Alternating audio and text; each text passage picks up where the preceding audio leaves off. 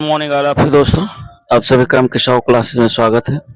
आज की वीडियो बहुत ही इम्पोर्टेंट है क्योंकि इसमें कॉमर्स पीजीटी पेपर 2016 और 2016 का ये बी सीरीज का पेपर है, जिसमें हम सभी लोग क्वेश्चन नंबर 1 से 61 तक कवर करेंगे पार्ट 1 में।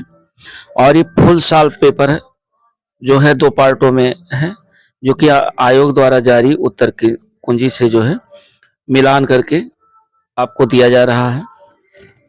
तो इसमें जो है हम लोग क्वेश्चन देखेंगे और क्वेश्चन बहुत इम्पोर्टेंट है, तो वीडियो लास्ट तक जरूर देखें। और यदि कोई किसी भी क्वेश्चन पे कोई डाउट है तो आप कमेंट करके बता सकते हैं। तो देर ना करते हुए वीडियो को शुरू करते हैं। और पहला क्वेश्चन हमारा है, पहला क्वेश्चन कह रहा है कि निम्न में से कौन सी मांग सिद्धांत में उपभोक्ता के संतुलन की मान्यता नहीं है। यानी नहीं कह रहा है कि कौन सी नहीं है। तो इसको हम लोग देखते हैं और इसमें जो है पहला क्वेश्चन जो है 4 ऑप्शन दिए हैं। पहला है ए है संक्रामिकता, दूसरा अनुकूलतम प्रविष्टि, तीसरा है उपभोक्ता की पसंद स्थिर और चौथा इनमें से कोई नहीं। तो इसमें दोस्तों डी विकल्प सही होगा, इनमें से कोई नहीं। प्रश्न नंबर 2 कह रहा है कि जब अंशों का हरण किया जाता है तो अंश पूंजी खाता डेबिट किया जाता है, यानी अंश पूंजी जो खाता है उसे डेबिट करेंगे। तो 4 ऑप्शन दिए हुए हैं और चारों में जो राइट ऑप्शन है वह आपका है अंशों पर मांगी गई धनराशि से, यानी बी ऑप्शन आपका सही है। तो अंश जब अंशों को हरण किया जाता है तो अंश पूंजी यानी शेयर कैपिटल को जो डेबिट करते हैं वो अंश पर जो रकम मांगी जाती है उसी रकम से हम लोग डेबिट करते हैं। तो बी ऑप्शन सही होगा। और अगला क्वेश्चन हम लोग देखते हैं। अगला क्वेश्चन कह रहा है 3 नंबर कि साझेदारों के संयुक्त जीवन बीमा पॉलिसी पर चुकाए गए प्रीमियम को, यानी साझेदारों का जो संयुक्त जीवन बीमा पॉलिसी होती है उस पर चुकाया गया जो प्रीमियम होता है उस प्रीमियम को अब आपको चूज करना है। 4 ऑप्शन दिए हुए हैं और चारों में से कौन सा सही है। तो जो भी संयुक्त जीवन बीमा पॉलिसी पर प्रीमियम चुकाई जाती है उसको हम लाभांश खाते के में जो है डेबिट करते हैं। तो राइट ऑप्शन हमारा हो जाएगा डी ऑप्शन, लाभांश खाता की डेबिट साइड में, न कि क्रेडिट में। 4 नंबर क्वेश्चन कह रहा है, ये देखिए जो 4 नंबर क्वेश्चन है ये आपके कास्ट अकाउंटिंग का है और आप लोग भी काम में पढ़े हैं। तो इसमें क्वेश्चन ये कह रहा है कि यदि मूल लागत यानी प्राइम कास्ट 20,000 है और फैक्ट्री ओवरहेड प्राइम कास्ट का 25% है तथा कार्यालय उपरिव्यय यानी फैक्ट्री ओवरहेड्स जो है कारखाना उपरिव्यय का 80% है, तो कार्यालय लागत होगी। हमें आप निकालना है फैक्ट और जो है जो कास्ट निकालनी है वो आपको ऑफिस कास्ट निकालनी है। तो हम ये जानते हैं कि प्राइम कास्ट जो प्राइम कास्ट है वो हमारा दिया हुआ है 20,000। अब 20,000 में हमें फैक्ट्री ओवरहेड ऐड करेंगे। तो अगर फैक्ट्री ओवरहेड ऐड करेंगे, फैक्ट्री ओवरहेड 20,000 का 25% 5,000 हुआ। तो 5,000 जब हम ऐड करेंगे तो ये हो जाएगा हमारा कितना, यानी 25,000। तो 25,000 हो गया। आप कह रहा है फैक्ट्री जो है फैक्ट्री ओवरहेड कारखाना उपरिव्यय का 80% है, यानी कार्यालय उपरिव्यय हमें निकालना है। जो फैक्ट्री हमारा 5,000 का निकला था इसका हमें 80% निकाल देना है। तो 80% कितना हो जाएगा, ये देखिए 80% आपका हो जाएगा 8 पंचे 40 यानी 4,000। 4,000 अगर हम और जोड़ देते हैं तो 25,004 कितना हो गया 29,000। और ये 29,000 हमारा जो है ऑफिस कास्ट हो जाएगा। पूछ रहा है ऑफिस कास्ट, इसलिए जो राइट ऑप्शन होगा वो आपका बी विकल्प होगा 29,000। बहुत ही इंपॉर्टेंट क्वेश्चन है। आगे हम लोग देखते हैं 5 नंबर क्वेश्चन कह रहा है कि मार्जिन ऑफ सेफ्टी यानी सुरक्षा सीमा से तात्पर्य, मार्जिन ऑफ सेफ्टी मीन्स क्या होता है। तो मार्जिन ऑफ सेफ्टी मीन्स होता है actual sales minus break even sales, अर्थात वास्तविक जो है विक्रय और उसमें से सम विच्छेद जो विक्रय है, यानी एक्चुअल जो सेल्स है, actual sales minus BEP in sales, अर्थात break even point in sales में घटा देंगे, तो जो आंसर हमारा निकल करके आएगा वह मार्जिन ऑफ सेफ्टी होगा। तो राइट ऑप्शन 5 नंबर का डी विकल्प होगा। 6 नंबर क्वेश्चन कह रहा है कि निम्नलिखित में से कौन सी कंपनी की एक विशेषता नहीं है, आपको नहीं बताना है। तो जो कंपनी की विशेषताएं हैं वो देखिए, बी ऑप्शन आपका कृत्रिम व्यक्तित्व, ये विशेषता है, शाश्वत उत्तराधिकार, ये भी विशेषता है, पृथक वैधानिक स्थिति, ये भी विशेषता है। लेकिन जो गैर समामेलित संस्था है यह कंपनी की विशेषता नहीं है। तो राइट ऑप्शन हमारा 6 का हो जाएगा ए ऑप्शन। 7 नंबर क्वेश्चन की तरफ चलते हैं। 7 नंबर क्वेश्चन कह रहा है कि कंपनी अधिनियम 2013 के अनुसार पूछ रहा है कि एक कंपनी द्वारा अंशों का निर्गमन किया जा सकता है, यानी एक कंपनी अंशों का निर्गमन किस आधार पर कर सकती है, तो वो सममूल पर कर सकती है, या बट्टे पर कर सकती है, या सममूल और प्रीमियम पर कर सकती है। तो राइट ऑप्शन इसका सी होगा, सममूल और प्रीमियम पर। अकॉर्डिंग टू जो है 2013 के अनुसार, इससे पहले जो है अंश बट्टे पर भी इश्यू किए जाते थे, लेकिन अब बट्टा पर नहीं, सममूल और प्रीमियम, सममूल पर भी निर्गमन कर सकते हैं अथवा प्रीमियम पर भी निर्गमन कर सकते हैं। तो 6 नंबर का जो राइट ऑप्शन होगा वह होगा आपका सी विकल्प, सममूल अथवा प्रीमियम। 8 नंबर क्वेश्चन कह रहा है कि दो चरों के मध्य जो सहसंबंध है, यानी दो चरों के मध्य संबंध को व्यक्त किया जा सकता है, तो अनुपात में भी व्यक्त कर सकते हैं, प्रतिशत में भी व्यक्त कर सकते हैं, दर के रूप में भी व्यक्त कर सकते हैं, अर्थात डी ऑप्शन होगा, उपयुक्त सभी के माध्यम से जो है दो चरों के मध्य संबंध को व्यक्त किया जा सकता है। तो 8 नंबर का जो राइट ऑप्शन होगा वो डी विकल्प होगा। 9 नंबर क्वेश्चन है। 9 नंबर क्वेश्चन कह रहा है कि व्यापार चक्र के संबंध में निम्नलिखित में से कौन सा एक सही नहीं है, सही नहीं वाला बताना है। ये ऑप्शन कह रहा है कि विस्तार, उत्पादन, औन्नत और पुनरुत्थान व्यापार चक्र के 4 चरण हैं, तो ये सही है, 4 चरण है, ध्यान रखिएगा, विस्तार, उत्पादन, औन्नत और पुनरुत्थान। बी ऑप्शन कह रहा है कि व्यापार चक्र पूंजीवादी पद्धति का एक अंग है, ये भी सही है। और तीसरा ऑप्शन कह रहा है कि कीन्स के अनुसार व्यापार चक्र एक विशुद्ध मौद्रिक घटना है, यही गलत है दोस्तों, ये सी ऑप्शन आपका रॉन्ग है। बाकी व्यापार चक्र का नवाचार सिद्धांत जोसेफ शुम्पेटर के नाम से भी संबंधित है, तो ये भी डी वाला भी सही है। तो सही आपके ए, बी और डी है। इसमें पूछ रहा है गलत, तो गलत ऑप्शन आपका होगा दूसरा, यानी तीसरा विकल्प, कीन्स के अनुसार व्यापार चक्र एक विशुद्ध मौद्रिक घटना है।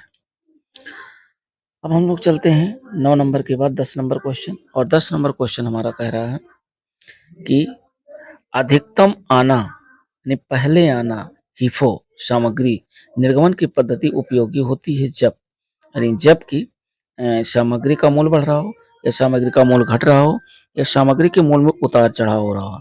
तो राइट ऑप्शन हमारा 10 नंबर का सी विकल्प होगा। जब सामग्री के मूल्य में उतार चढ़ाव होता है तब हम अधिकतम आना यानी पहले जाना है, तब हम हीफो पद्धति का प्रयोग करते हैं।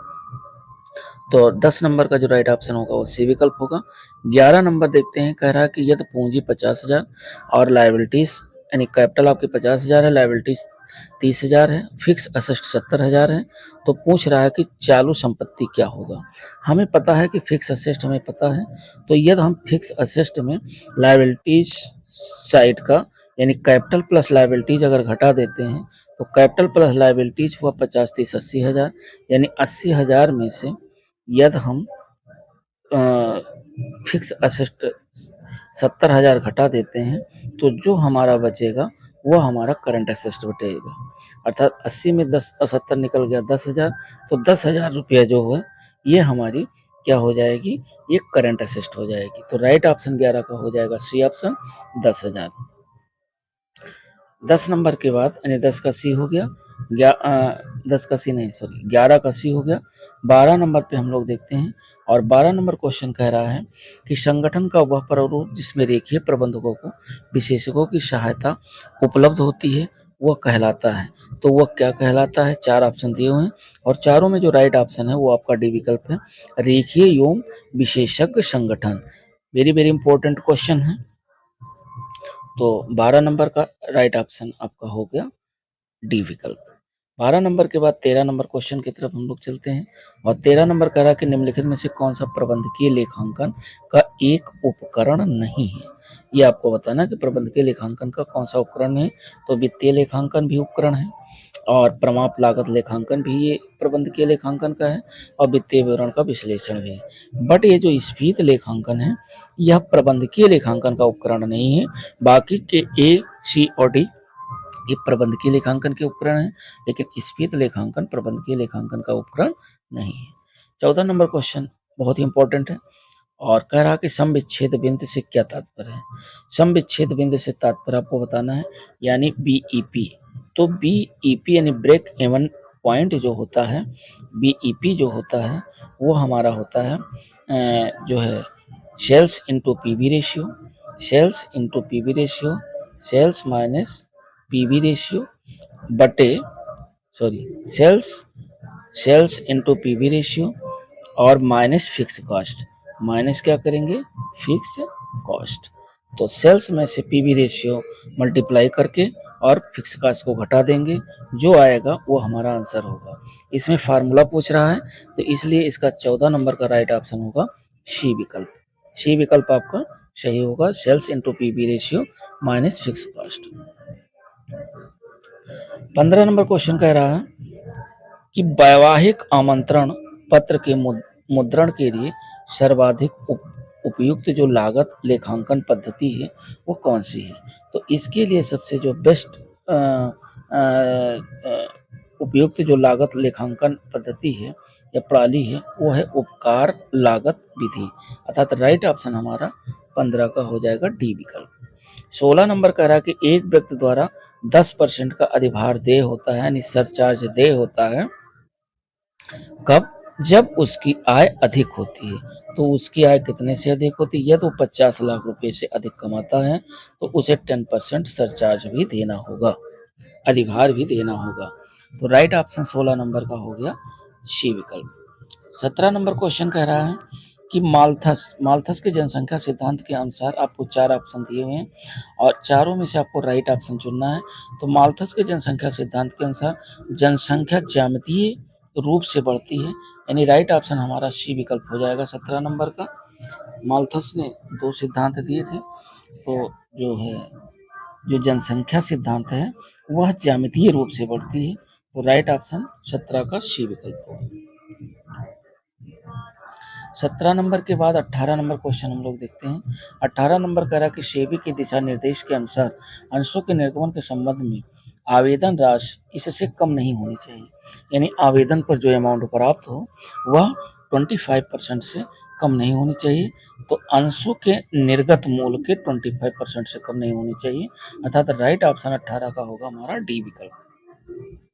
18 के बाद हम लोग 19 नंबर देखते हैं और 19 नंबर क्वेश्चन कह रहा है कि सांख्यिकीय विश्लेषण के अंतर्गत निम्नलिखित में से कौन सा एक गुण नहीं है। तो सांख्यिकीय विश्लेषण के गुण में शामिल है सुंदरता शामिल है, अंधापन शामिल है, बहरापन शामिल है, लेकिन ऊंचाई नहीं शामिल है और नहीं पूछ रहा है तो ऊंचाई एक गुण नहीं है सांख्यिकी का, इसलिए राइट ऑप्शन 19 का हो जाएगा सी विकल्प।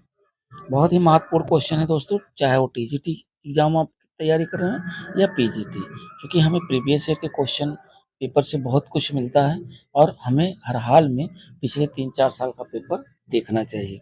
क्योंकि हमने 2013 का टीजीटी पीजीटी पेपर जो है आपको सॉल्व करके दे दिया है।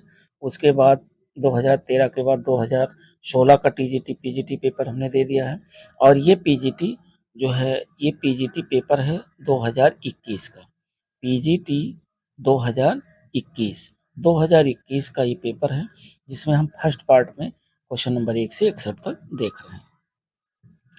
तो ये हमारा 20 नंबर का जो क्वेश्चन है इसमें हमें ये बताना है कि कह रहा कि व्यावसायिक पूर्वानुमान की एक तकनीकी नहीं है, नहीं बताना है तो नहीं है उसी को हमें चूज करना है, वही हमारा आंसर होगा। बजटन देखिए है और वित्तीय विवरणों का प्रस्तुतिकरण ये हमारा जो है व्यावसायिक पूर्वानुमान तकनीकी नहीं है, क्योंकि प्रस्तुतिकरण से काम नहीं चलेगा। लाभ नियोजन है, बजटन है, लागत मानकों का जो है निर्धारण ये आपके व्यावसायिक पूर्वानुमान की तकनीकी है, बट वित्तीय विवरणों का प्रस्तुतिकरण ये जो है पूर्वानुमान की तकनीकी नहीं है। 21 नंबर क्वेश्चन कह रहा है कि व्यावसायिक पूर्वानुमान के संबंध में निम्नलिखित कथनों में से कौन सा एक सही नहीं है। सही नहीं वाला पूछ रहा है, कह रहा है कि अल्प विस्तार पूर्वानुमान दीर्घ विस्तार पूर्वानुमान से कम सही होते हैं, तो ये सही नहीं है। बाकी आपके जो है बी विकल्प सही है। काल श्रेणी पूर्वानुमान के अंतर्गत गत अनुभव से प्राप्त समकों का विश्लेषण किया जाता है और निर्देशांक पूर्वानुमान की विधियों में से एक है और व्यावसायिक पूर्वानुमान की न्यूनतम वर्गरीत को सर्वोपयुक्त रेखा भी कहते हैं। तो जो राइट ऑप्शन सही नहीं है वो हमारा ए ऑप्शन सही नहीं है। फिर उसके बाद हम लोग देखते हैं 22 नंबर क्वेश्चन, और 22 नंबर क्वेश्चन कह रहा है कि टेलर का जो क्रियात्मक संगठन है, टेलर के क्रियात्मक संगठन में जो टोली नायक होता है वो टोली नायक कौन है। तो टोली नायक जो होता है वह उपकरण व मशीन तैयार करवाता है, अर्थात राइट ऑप्शन हमारा सी ऑप्शन होगा। टोली नायक का काम होता है कि उपकरण व मशीनें तैयार करवाना। 23 नंबर कह रहा निम्नलिखित वाक्यों को ध्यान में रखते हुए एक सही विकल्प को पहचानिए। तो सही विकल्प एक कोड का प्रश्न है, कह रहा है पहला है कि जनांकीय संक्रमण सिद्धांत के अनुसार प्रथम चरण में जन्म दर निम्न होती है किंतु मृत्यु दर उच्च होती है, और दूसरा कह रहा है कि उनके मध्य अंतर अधिक होता है। तो अब ये बताना है कि इसमें से कौन सा विकल्प सही है।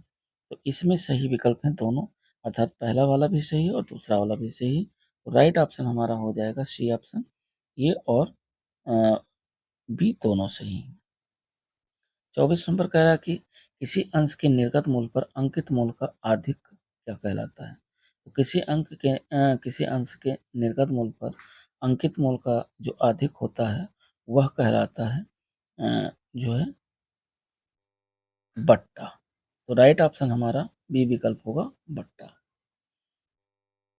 फिर देखते हैं 25 नंबर क्वेश्चन। 25 नंबर क्वेश्चन दिया हुआ है जो है इक्विटी शेयर कैपिटल दे रखी है 3 लाख, और 7% preference share capital 2 lakh, reserve and surplus दिया 1 लाख, और 8% डिवेंचर दिया है 4 लाख, और टोटल असिस्ट दिया हुआ 10 लाख। हमें निकालना है कैपिटल गेयरिंग रेशियो, अर्थात कैपिटल गेयरिंग रेशियो होता है इक्विटी शेयर कैपिटल, यानी जो गेयरिंग रेशियो हमारा निकलेगा, गेयरिंग रेशियो वह है इक्विटी को जोड़ेंगे, equity plus reserve and surplus और बटे लोन। तो लोन आपका 8% डिवेंचर 4 लाख और 7% पूर्वाधिकार अंश पूंजी 2 लाख, 4 2 6 लाख, यानी हमारा 3 लाख और प्लस 1 लाख, 3 लाख प्लस 1 लाख, और ये हो जाएगा 3 और 1 4 लाख। तो 4 लाख, 4 लाख बटे, अब हमारे पास जो है लोन कितना है 4 लाख है, और 7% जो प्रेफरेंस शेयर कैपिटल है 2 लाख, तो 4 और 2 कितना हो गया 6 लाख। इससे डिवाइड कर देंगे, 3 जीरो से 3 जीरो, 2 जीरो से 2 जीरो, तो 4/6 आया, और इसको जब डिवाइड करते हैं 6 से 4 को, तो 0.67 रेशियो 1, अर्थात राइट ऑप्शन हमारा सी विकल्प निकल के आएगा 0.67 रेशियो 1। 25 नंबर का जो राइट ऑप्शन होगा वह सी विकल्प होगा। इसमें जोड़ेंगे क्या क्या,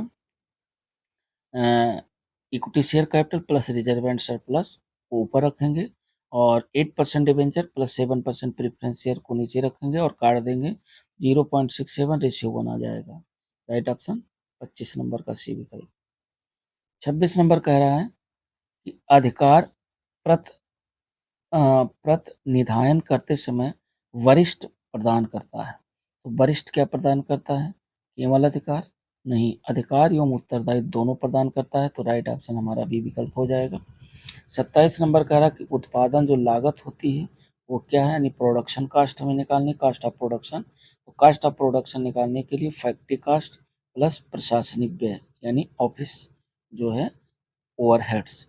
तो बी ऑप्शन सही होगा, फैक्ट्री कास्ट प्लस जो है एडमिनिस्ट्रेटिव ओवरहेड, दोनों को ऐड कर देंगे तो कास्ट ऑफ प्रोडक्शन हमारा निकल आएगा। तो 27 नंबर का जो राइट ऑप्शन है वो बी विकल्प होगा। 28 नंबर क्वेश्चन कह रहा है कि मंदी के बाद आता है या आती है। मंदी के बाद क्या आता है? मंदी के बाद अवनति आती है। तो राइट ऑप्शन 28 का बी विकल्प होगा, अवनति।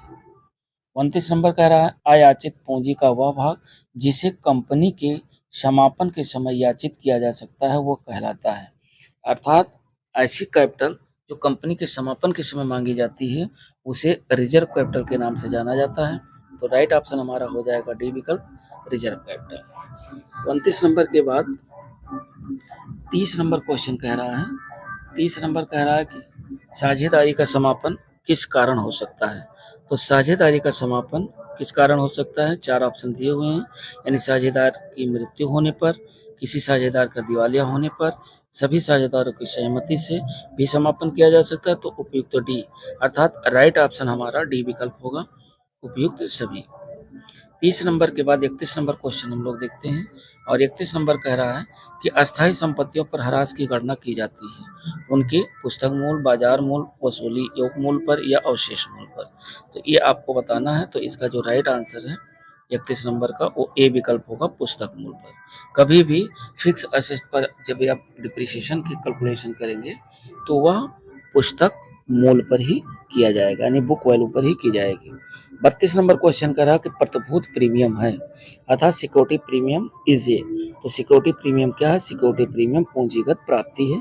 राइट ऑप्शन आपका ए विकल्प हो जाएगा 32 नंबर का।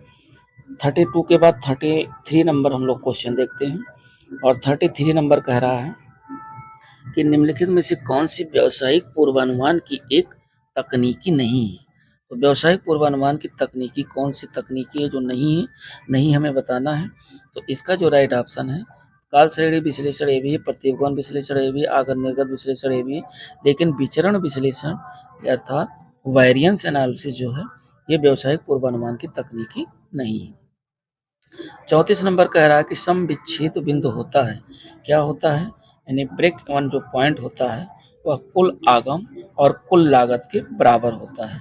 अब यहाँ पे आप देख लीजिए कि ये जो कास्ट अकाउंट का आपका सम विच्छेद बिंदु है, यहाँ से कई क्वेश्चन आपको देखने को मिले हैं। तो 34 नंबर का जो राइट ऑप्शन है वो ये विकल्प हो जाएगा।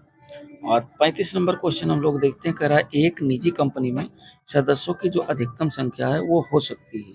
तो निजी कंपनी में सदस्यों की अधिकतम संख्या 200 तक हो सकती है। तो राइट ऑप्शन हमारा सी विकल्प होगा 35 नंबर का। और 35 नंबर के बाद हम लोग 36 नंबर क्वेश्चन देखते हैं। 36 नंबर कह रहा है 36 नंबर कह रहा है कि द्वितीय चतुर्थक को कहा जाता है। तो द्वितीय चतुर्थक को और क्या कहा जाता है? द्वितीय चतुर्थक को मध्यका के नाम से भी जाने जाते हैं, क्योंकि ये जो मीडियन होता है ये बीच का पोर्शन होता है, इसलिए इसे क्वार्टाइल 2 के नाम से भी जानते हैं। क्वार्टाइल 2 कहिए या यम कहिए, अर्थात मध्यका कहिए। तो ये ध्यान रखिएगा, इसमें राइट ऑप्शन आपका मध्यका होगा। 37 नंबर कह रहा है कि किए गए वास्तविक व्यय में लागत का निर्धारण कहलाता है। जो व्यय वास्तव में किए जाते हैं तो उन व्ययों से लागत का जो निर्धारण होता है वो क्या कहलाता है? वह कहलाता है ऐतिहासिक लागत लेखांकन, अर्थात राइट ऑप्शन 37 नंबर का सी विकल्प है। 37 नंबर के बाद हम लोग देखते हैं 38 नंबर क्वेश्चन। 38 नंबर क्वेश्चन कह रहा है कि तीन गुणों के संबंध में वर्गों तीन गुणों के संबंध में वर्गों की कुल जो संख्या होगी वो कितनी होगी। तो तीन गुणों के संबंध में जो वर्गों की टोटल संख्या होती है वो 27 होती है। राइट ऑप्शन आपका 38 का सी विकल्प ए विकल्प हो जाएगा 27 होता है। और 39 नंबर कह रहा है कि निम्न कथनों में से कौन सा सही नहीं है, सही नहीं आपको बताना है। और इसमें 4 ऑप्शन दिए हुए हैं, और चारों में आपका जो सही नहीं है वो आप भी देख लीजिए। और इसका जो राइट ऑप्शन है वो सी विकल्प है, सी सही नहीं है, क्योंकि प्रबंधकीय लेखांकन केवल परिमाणात्मक सूचनाओं का विवरण शामिल करता है। तो 39 नंबर का जो राइट ऑप्शन होगा वो सी विकल्प होगा। 39 के बाद 40 नंबर क्वेश्चन कह रहा है कि निम्नलिखित में से कौन सी तटस्थता वक्रों की विशेषता नहीं है। तो तटस्थता वक्रों की जो विशेषता नहीं है वो आपका सी विकल्प है। तटस्थता वक्र सदैव मूल बिंदु की ओर नतोदर होते हैं, ये सही नहीं है। बाकी पहला ऑप्शन सही है कि तटस्थापक एक दूसरे को नहीं काट सकते, एक ध्यान रखिएगा, कभी नहीं काटते हैं। तटस्थ वक्र का प्रत्येक बिंदु समान संतुष्टि दर्शाता, ये भी सही है। और तटस्थ वक्र अपने अक्ष को नहीं छूते हैं, तो ये डी वाला भी सही है, अर्थात ए सही, बी सही, डी सही। इसमें हमें विशेषता सही नहीं उसको बताना है, तो राइट ऑप्शन हमारा सी विकल्प हो जाएगा, सी सही नहीं है, बाकी सभी सही है। तो इसका जो राइट ऑप्शन होगा वो सी विकल्प होगा। 41 नंबर क्वेश्चन हम लोग देखते हैं, और 41 नंबर कह रहा है कि निम्नलिखित में से कौन सा प्रबंधकीय निम्नलिखित में से कौन सा प्रबंधकीय कार्य साधन और परिणाम से संबंध रखता है। प्रबंधकीय कार्य साधन और परिणाम से संबंध रखता है, ये रखता है आपका नियोजन, अर्थात जो प्लानिंग है वह प्रबंधकीय कार्य साधन और परिणाम से संबंध रखता है, प्लानिंग। तो 41 नंबर का राइट ऑप्शन हो जाएगा सी विकल्प। 42 नंबर की तरफ हम लोग चलते हैं। 42 नंबर कह रहा है कि एक नए साझेदार के प्रवेश पर किसी संपत्ति के मूल्य में हुई वृद्धि को क्रेडिट किया जाएगा। तो जब किसी संपत्ति के मूल्य में वृद्धि होती है तो हम क्रेडिट करते हैं, क्या क्रेडिट करते हैं, रीवैल्यूएशन अकाउंट को। साझेदार के प्रवेश के समय रीवैल्यूएशन अकाउंट को क्रेडिट करते हैं यदि संपत्ति के मूल्य में वृद्धि होती है तो, और यदि कमी होती है तो रीवैल्यूएशन को डेबिट करते हैं। तो ये ध्यान रखिएगा, राइट ऑप्शन इसमें बी विकल्प होगा। 43 नंबर कह रहा है कि किसी सैद्धांतिक वितरण के अंतर्गत चतुर्थक विचलन परमाप विचलन का 2/3 होता है। तो 2/3 होता है वो होता है परसामान्य वितरण में, अर्थात राइट ऑप्शन हमारा बी विकल्प निकल के आएगा, नॉर्मल डिस्ट्रीब्यूशन में। 43 का जो है बी सही है। 44 नंबर क्वेश्चन की तरफ हम लोग चलते हैं। 44 नंबर कह रहा है कि प्रबंधक किस क्रम में प्रबंधकीय कार्यों को निष्पादित करते हैं। तो जो प्रबंधक होते हैं वो सबसे पहले नियोजन प्लानिंग बनाते हैं, फिर ऑर्गेनाइजेशन अर्थात संगठन बनाते हैं, फिर निर्देशन और नियंत्रण अर्थात प्लानिंग, ऑर्गेनाइजेशन, डायरेक्टिंग और फिर कंट्रोलिंग। और तो ये जो है प्रबंधक जो होते हैं इसी क्रम में अपने कार्यों को संपादित करते हैं। तो राइट ऑप्शन डी विकल्प होगा 44 का। 44 के बाद हम लोग 45 नंबर क्वेश्चन पे चलते हैं, और 45 नंबर क्वेश्चन कह रहा है कि वार्षिक उपनत समीकरण y बराबर 30 + 3.6x को मासिक उपनत समीकरण में परिवर्तित कीजिए। तो जब आप परिवर्तित करेंगे तो राइट ऑप्शन बी विकल्प निकल के आएगा कि y बराबर 2.5 प्लस 0.025x, ये हमारा राइट ऑप्शन होगा 45 का बी विकल्प। 45 नंबर के बाद 46 नंबर, एक वर्ष के दौरान देश में उत्पादित वस्तुओं एवं सेवाओं की कुल मूल्य को क्या कहा जाता है, तो उसे जीडीपी के नाम से जानते हैं, अर्थात ग्रॉस डोमेस्टिक प्रोडक्शन। तो 46 नंबर का जो राइट ऑप्शन है वो ए विकल्प होगा। और उसके बाद 47 नंबर क्वेश्चन, 47 नंबर कह रहा है कि किसी अनुबंध की अनुपस्थिति में एक अवकाश ग्रहण करने वाले साझेदार की फर्म में जो हिस्सेदारी होती है, हिस्सेदारी को शेष साझेदार क्रय करते हैं। किसी अनुबंध यानी कोई भी अनुबंध नहीं किया गया पार्टनरशिप में, अनुपस्थित है अनुबंध, तो एक जो अवकाश ग्रहण करने वाला साझेदार है वो फर्म में जो हिस्सेदारी होगी वह समान लाभ विभाजन अनुपात में, अर्थात जिस रेशियो में लाभ विभाजन अनुपात होगा उसी रेशियो में वो लेगा, समान नहीं होगा, क्योंकि जैसे भी उन लोगों ने कैपिटल लगा रखी है। तो किसी अनुबंध की अनुपस्थिति में एक अवकाश ग्रहण करने वाले साझेदार की फर्म में जो हिस्सेदारी होगी वह शेष साझेदार क्रय करेंगे, यानी लाभ विभाजन अनुपात में, क्योंकि एक जा रहा है शेष दो बचेंगे, उन दोनों लोगों का जो भी रेशियो होगा उसी लाभ विभाजन अनुपात में उसे बांटेंगे। तो 47 नंबर का राइट ऑप्शन बी विकल्प होगा, क्योंकि आयोग ने भी विकल्प को ही माना है। और 48 नंबर क्वेश्चन कह रहा है कि एक नए उत्पाद का परिचय कराने हेतु विज्ञापन पर किया गया भारी जो प्रारंभिक व्यय है वह वर्गीकृत किया जाएगा।